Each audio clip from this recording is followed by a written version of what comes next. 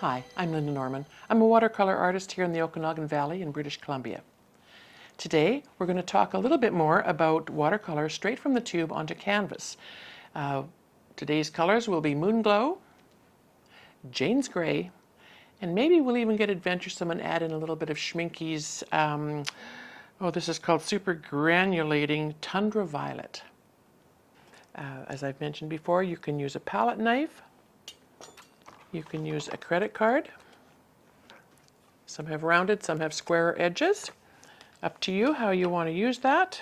And also, there's the trusty little brad tab, or a little tab that comes off of a bag of produce or whatever. Sometimes they have little nubs on them. I would just take an X-Acto knife and scrape those off. Sometimes I'll take a sanding block and just sort of smooth the tip a little bit so that it's a finer, sharper edge for smoothing things off.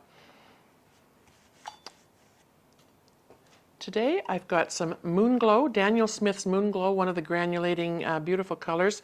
Some people prefer other purples, purple blends. This is not, I think it's called a rogue color, so maybe not quite as light fast as some. But I always ensure that my paintings are sprayed with several coats of a UV protectant spray at the end of it, so I'm never too concerned about that. I just love that the Moonglow, Daniel Smith Moonglow, is so beautifully granulating and works well with so many colors. To go with that today, I've chosen Jane's Gray, another Daniel Smith color, and it's a beautiful neutral kind of gray. And we'll see what happens when the two of them come together. And we may even try a little bit of this Schmincke Tundra Violet, which is super granulating. They have a whole line, Schmincke has a whole line of really granulating paints that are quite lovely to work with and give you some beautiful effects. And as we explore things further on my channel, we'll talk more about these in the future as well. So, as we do with our canvas, to get started, I will just wet the canvas. This canvas is not quite as rectangular shaped as some of the others, but it will certainly work for our landscape. And again, water random on the top area. I leave a strip about a third of the way down, just because I like a little bit of texture. I don't want to put too much water on here today because sometimes that just takes a long time to dry. So we'll start off with a little less than what we're used to. Really enjoying using my trusty spoon rest for my brushes. This is just a piece of photo paper. You could use a piece of plastic and an old palette, anything you want just to put your paint on. So as it's coming, oops, and I've got it all over me. As it's coming straight from the tube, you don't want it soaking through on other things. So when I think about my landscape, I think what I want is the Moonglow in the sky area. It's going to be abstract, but this will be the sky, and then further down will be the bits of rocks and hills and different things.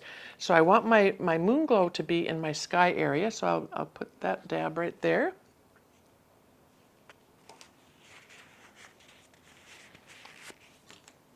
And then my Jane's Gray. And I think any gray would probably work. Be adventuresome. Try what you have in your own palette, in your own tubes of paint. Sky's the limit. We could be doing this in quinacridone gold and burnt umber. You know, there's just so many combinations. You could be using some of the phthalo, so you get that more turquoisey look throughout for a beachier, maybe tropical kind of feel to your landscapes. I gravitate more to the earthier, deeper tones because that's sort of what I see in our landscapes in the Okanagan Valley more often, or at least the ones that I notice more often. All right, so I can see where this canvas has soaked up a fair bit of the water. And I'm just going to make sure that I've got just a tiny bit more on there. And now I'm going to start with just a regular credit card to put the paint on. So I scoop up a tiny bit on the credit card. Gentle touch. If you scrape too hard, you're going to make marks in your canvas that will not be able to move with any water.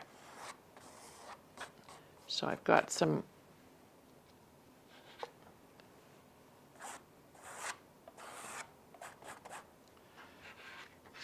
Moonglow happening along the top for the sky. Now I'm letting the two colors blend as I'm going further down.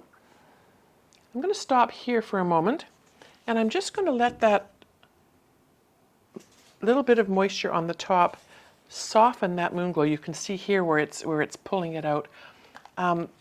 Two kinds of spray bottles are really handy to have. This is a mister, and I've shown you before where it just is a very beautiful fine mist. And then this is more of a spritz. So sometimes the spritz is kind of nice because it will give you more directed flow. And because the paint is thicker on that one side, I'm just going to let it run, and now I'm going to get the fine mist and bring it all the way down.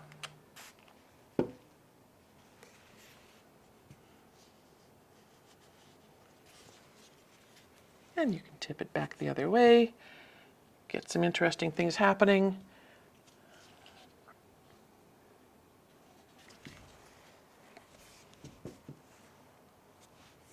If I want it to run off the top of the page, I would just give it a little extra mist along that edge, and that helps to pull it down. So here I've almost got an aurora borealis effect happening in that sky, and I'm kind of okay with that. I think that's an interesting effect.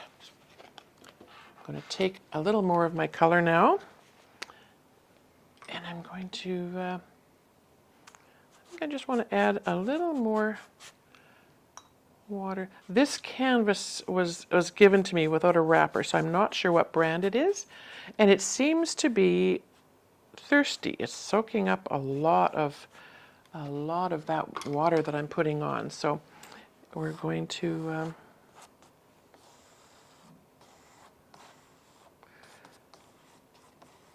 move this along a little bit.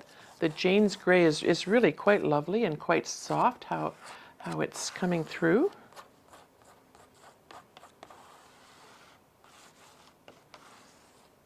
And it's almost got a blue tone. You can see in the bottom as we get a little lighter with the application, it's quite blue.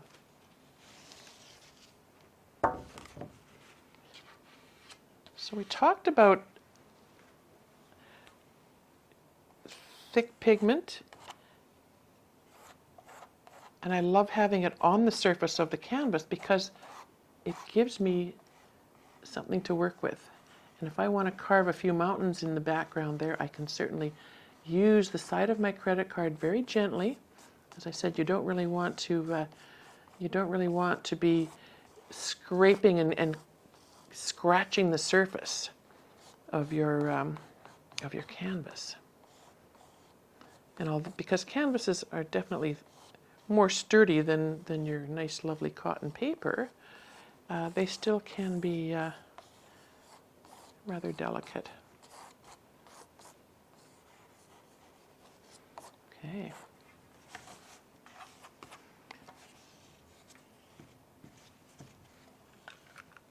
And I love that because I've got the thicker pigment there, I can sort of direct more of it across the page. I'm letting it run into my tablecloth, which I will clean up later. Normally I would have a towel or some paper towels there. paper towels, hand towels, anything are really handy to have. I often use them in place of a brush, just for a real soft, gentle way of directing paint and pigment around the canvas. Okay. Some of this ended up a little thick on the edge. I'm going to wipe that off because sure as anything I will stick my thumb in it, and then we'll have a lovely thumbprint in the middle of it. While this is still wet, if I felt that I wanted more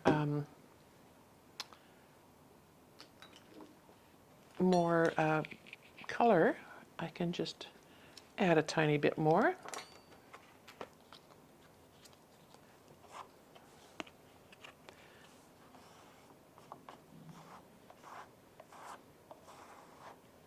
And we'll bring that in slightly.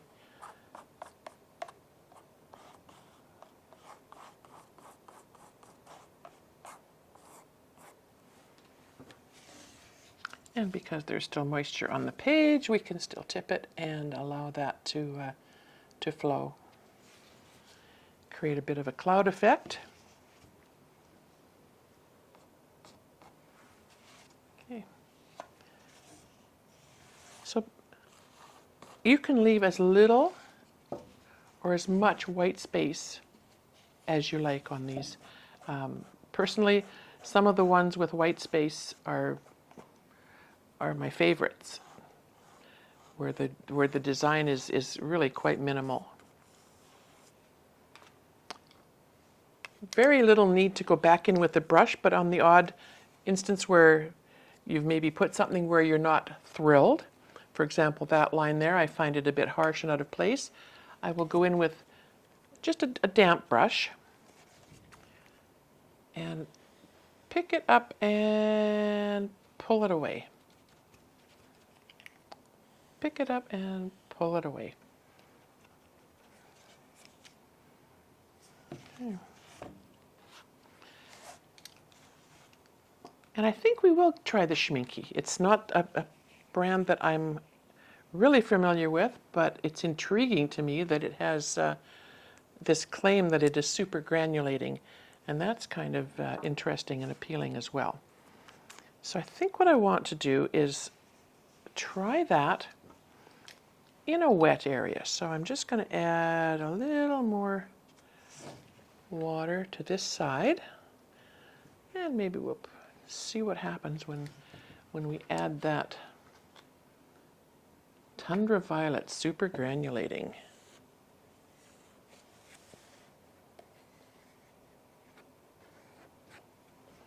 And it's very similar to the Moonglow in color.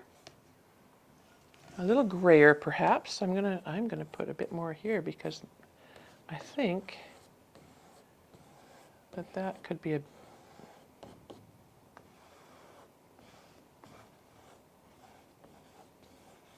bit of a mountainscape here.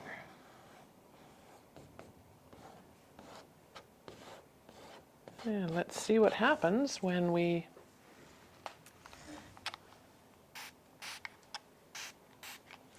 give that Schmincke paint a little bit of water and let it move.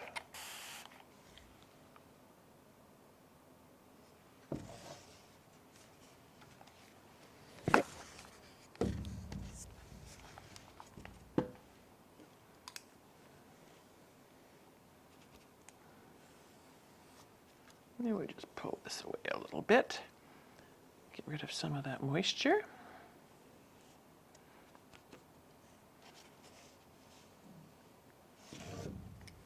So I'm not sure about the granulation on that. It doesn't seem to have the same effect that I thought it would, but it's kind of interesting the way it's coming together here. And we'll just direct things a little tiny bit and make, yeah, so the Schmincke sort of blended out to a very dull, almost a burgundy background. when initially, when it first went on, it looked more like the Moonglow, it looked more purpley. So that's a very interesting, interesting experiment, and I'm glad I got to try that. I think perhaps with less water, the Schmincke would be a little more granulating in how it looks. But I can see some potential here. So when this dries, again, I can go in and I can shape it and fine tune it. I do love how the Moonglow has really sort of moved up into the sky, and I'll allow that to happen just a tiny bit more, I think, just by tipping it. And it's still damp. It's not running with water. It's not pooling anymore. But it is damp enough so that, I don't know if you can see this, but it's starting to just sort of bleed out a tiny bit onto the canvas.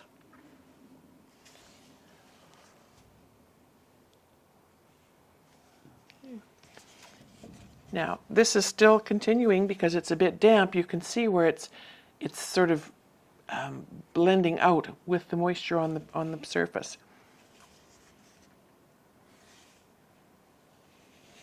So use your imagination. What do you see in your design? Is there a meadow? Is there a mountain? Is there anything else of interest? Sometimes there's a place where you can put a clump of trees or a little inlet, maybe even some bulrushes. There are times when you can go back in with your credit card when it's dry. I don't have an example here at the moment, but just by tipping the edge of your credit card into some paint, and it doesn't have to be anything specific. You just want a dark color.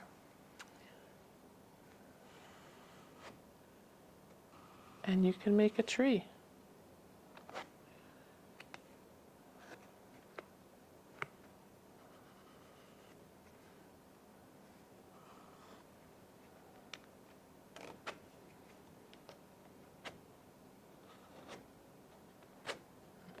I'm doing this upside down, so it's going to be a fat tree.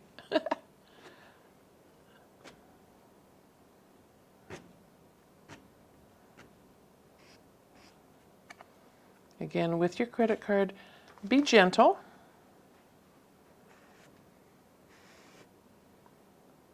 You don't want to scratch your surface of your canvas.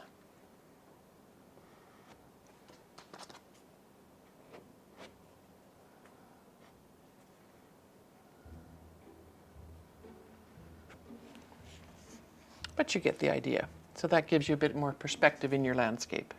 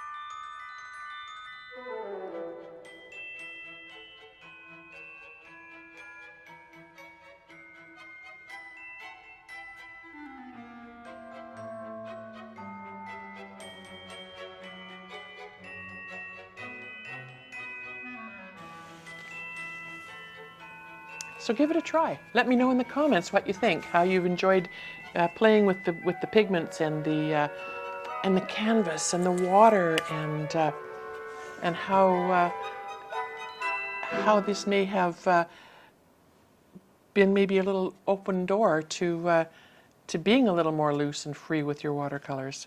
I'd love to hear from you. I'd like to thank the Process Art Discovery audience for joining me here today. If you like what you've seen, please subscribe to the channel.